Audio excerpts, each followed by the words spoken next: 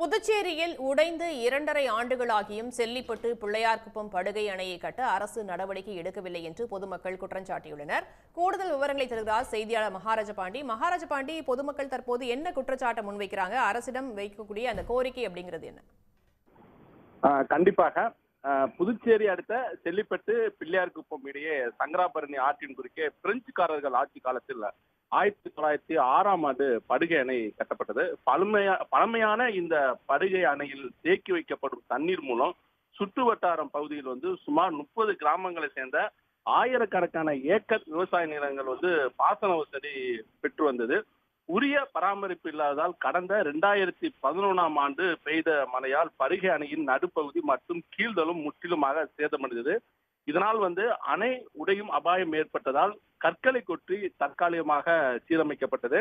அணையை முழுமையாக சீரமைக்க வேண்டும் என்று விவசாயிகள் தொடர்ந்து அரசுக்கு கோரிக்கை விடுத்து வந்தனர். ஆனால் அணை பராமரிக்கப்படாததால் 2021 நவம்பரில் பெய்த கனமழை மற்றும் வீடூர் அணை திறப்பால் சங்கராபரணி ஆற்றில் ஏற்பட்ட வெள்ளப்பெருக்கினால் அணையில் பெரும்பகுதி முற்றிலுமாக உடைந்து போனது. இதனால் பல்லாயிரம் கனஅடி நீர் வீணாகி கடலில் சென்று சேர்ந்தது.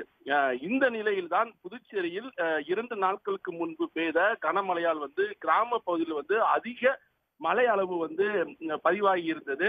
ஆனால் செல்லிப்பட்டு பிள்ளையார்குப்பம் படுகை அணை முற்றிலுமாக உடைந்துள்ளதால் மழை நீர் தேங்காமல் கடலுக்குள் சென்று கொண்டிருக்கிறது. இதனால் விவசாயிகள் கடும் வேதனை அடைந்துள்ளனர். இதை பார்த்த அவர்கள் தற்போது கண்ணீர் வடித்து வருகிறார்கள். இது தொடர்பாக அவர்கள் கூறும்போது என்ன சொல்றாங்கன்னா, அணையின் சிறிய உடைப்பு ஏற்பட்ட போதே அரசு இதை சரி செய்யவில்லை, அலட்சியமாக விட்டது, முழுமையாக உடைந்து விட்டது. ஆனால் 2 ஆண்டுகளாகியும் புதிய அணை கட்டும் பணி துவங்கப்படவில்லை.